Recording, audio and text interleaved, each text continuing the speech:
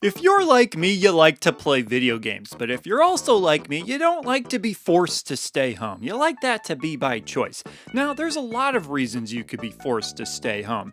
Maybe you had an operation and you need to recover. Maybe the weather outside just sucks. Maybe you're sick. Or maybe there's a global pandemic and so you've been advised to stay at home.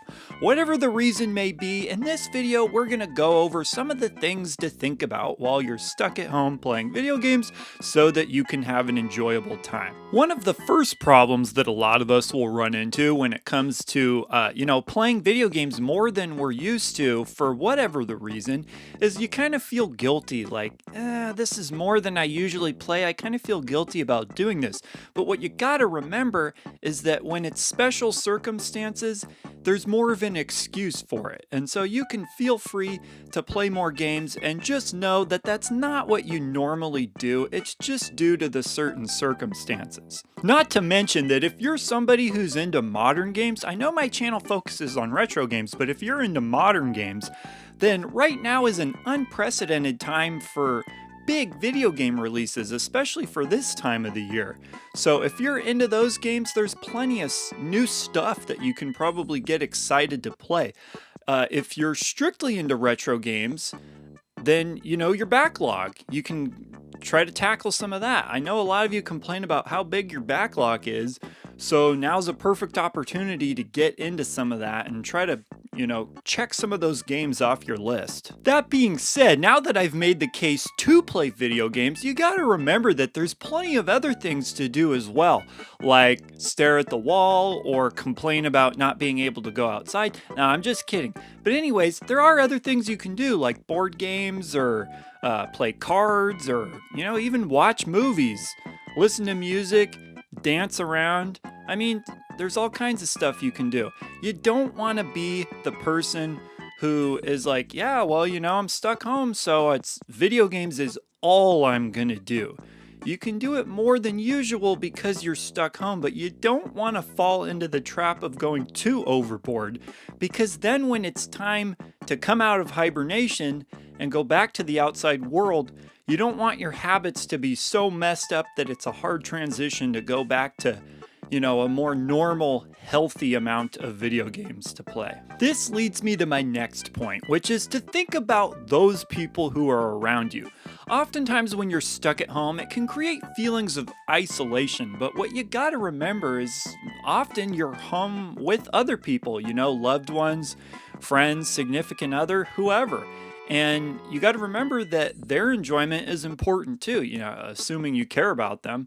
And so you can actually increase your fun by doing things with them, because it's always fun to do stuff with friends or family or whatever. So think about them, think about what they'd like to do, think about the kinds of things you like to do together. And if you're not living with anybody, remember that you can always call people or heck, video call. I mean, it's the year 2020. It's not that hard to communicate with people, even if you're stuck at home. All right, but back to my point of finding things to do with the people that you live with. Quick little story for you. My wife and I are big Disney fans, and well, if you hate Disney, that's fine. But my wife and I, we really like it, and we like going to the Disneyland park. So something we thought of doing was there's this game on Xbox Game Pass that's called Disneyland Adventures. Now, it's a piece of crap, really, if you think about it, it is.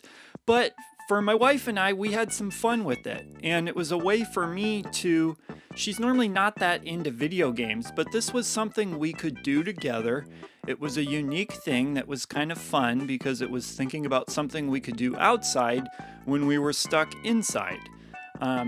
So anyways, that's just an example, but if you get creative, you'd be surprised what you can think of to do. Something I've found to be the case is that when you're stuck at home, these can actually be really great bonding opportunities with the people that you're living with. I mean, as great as all these outside things are, these things you can do outside, it is a lot of different things to juggle sometimes, and it can really simplify things when your options are limited. It's like, okay, I'm stuck home with this person and there's only these handful of things to do, and it just kind of simplifies things, and you can really focus on that people and really bond and strengthen those connections.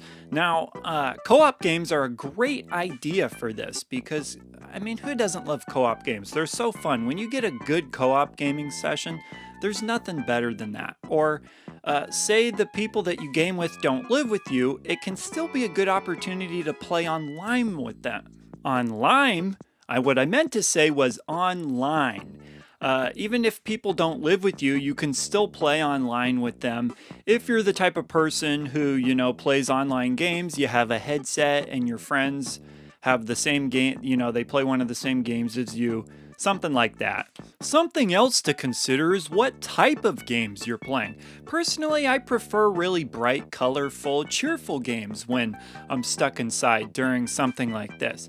But maybe not. Maybe you want to play something like Doom, where you've got all this pent-up aggression and frustration, and you need to let it out by playing something that's very cathartic like that. But whatever you choose to play, you just gotta remember to try to enjoy yourself, knowing that it's a temporary situation.